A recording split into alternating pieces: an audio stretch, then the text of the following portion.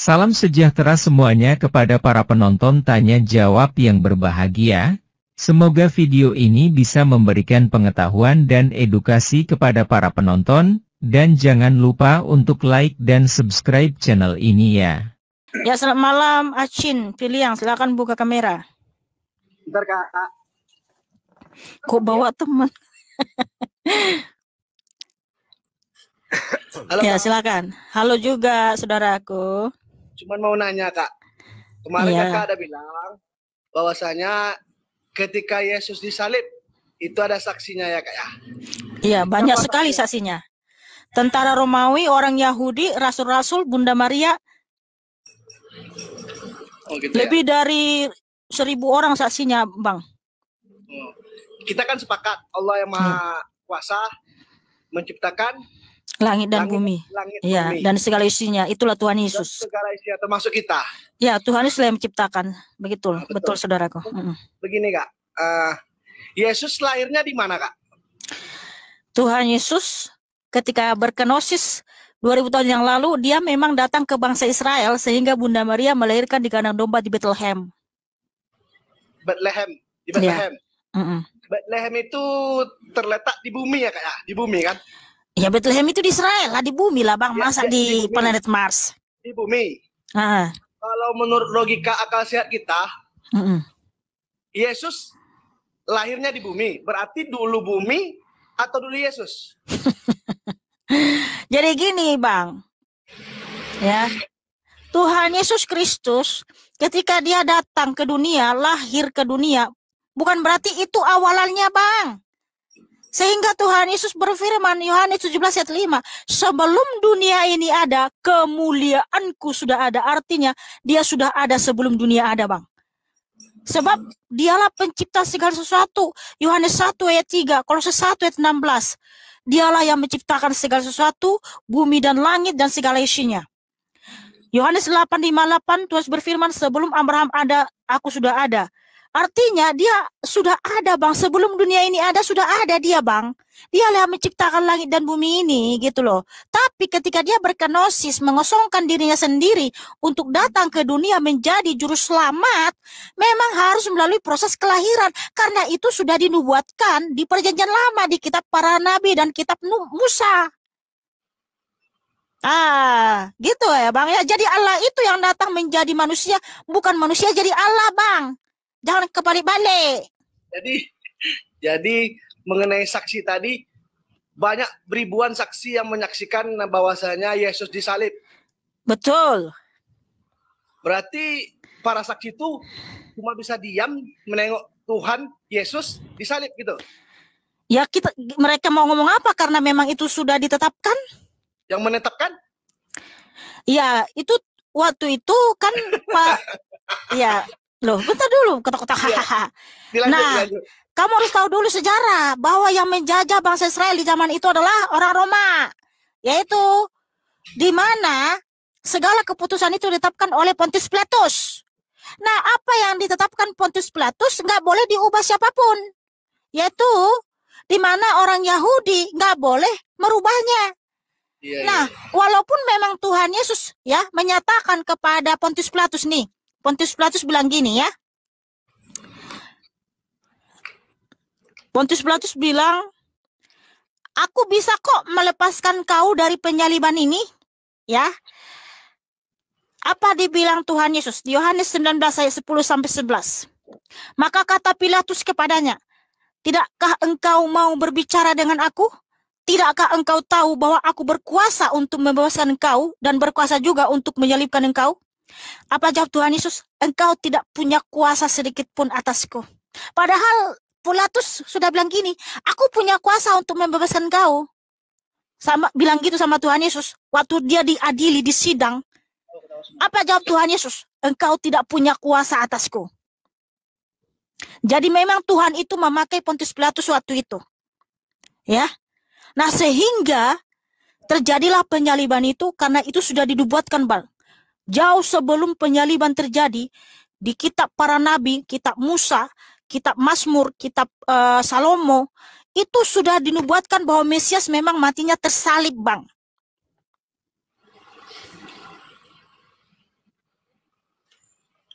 Oke, Kak. Karena penyaliban Tuhan Yesus itu menyelamatkan kita, Bang. Kita bisa mendapatkan pengampunan hanya melalui darah Kristus yang tercurah di atas kayu salib. Tanpa penumpahan darah tidak ada pengampunan, Bang. Jadi jika Kristus tidak mati dan bangkit, nggak akan ada kebangkitan. Semua kita akan mati binasa di dunia kematian. Tetapi puji Tuhan, oleh karena begitu besar cinta kasih Tuhan Yesus kepada kita, Efesus 2:8, kita diselamatkan oleh kasih karunia keselamatan yang diberikan Tuhan Yesus.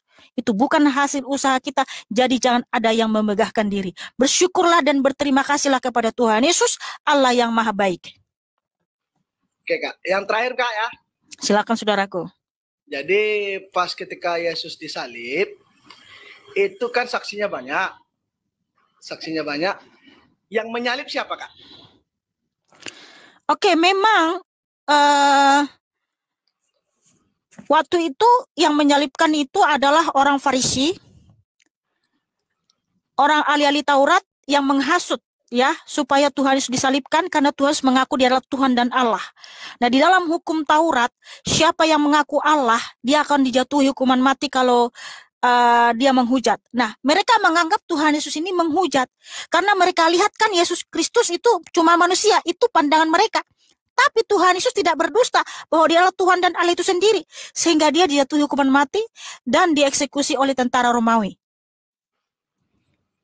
Nah, walaupun yang menyalibkan Tuhan Yesus di zaman itu adalah orang Yahudi, orang Romawi, tapi firman Tuhan di Efesus bukan di Efesus ya, di Yesaya 53 bahwa dia tertikam, dia disalibkan oleh karena dosa seluruh umat manusia, oleh karena pemberontakan dan kejahatan kita.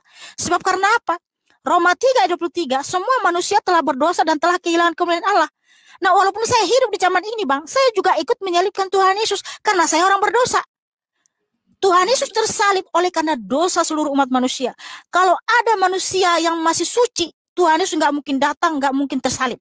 Tapi oleh karena manusia sudah berdosa semuanya, sehingga Tuhan Yesus tersalib. Nah, apa yang kita lakukan itu bertobat, Bang. 1 Yohanes 1:9 firman Tuhan, jika kita mengaku dosa kita, maka Ia setia dan adil, Tuhan Yesus akan mengampuni dan mensucikan kita dengan darahnya yang kudus. Tuhan Yesus berfirman, Matius 26:28. Inilah darahku yang ditumpahkan bagi banyak orang sebagai perjanjian baru untuk pengampunan dosa. Nah, makanya saya datang pada Tuhan Yesus, Bang. Tuhan Yesus, saya mohon ampuni segala dosa-dosaku. Engkau tersalib oleh karena dosa-dosaku, Tuhan. Ampuni saya, Tuhan. Sucikan saya dengan darah-Mu yang kudus.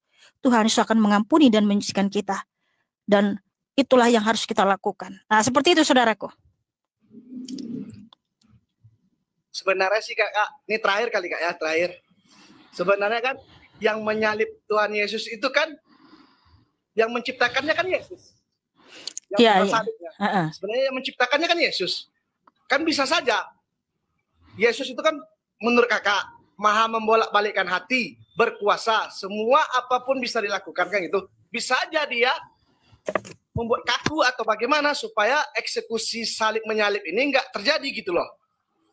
Logika, paham kan, Kak? Apa maksud dan tujuannya?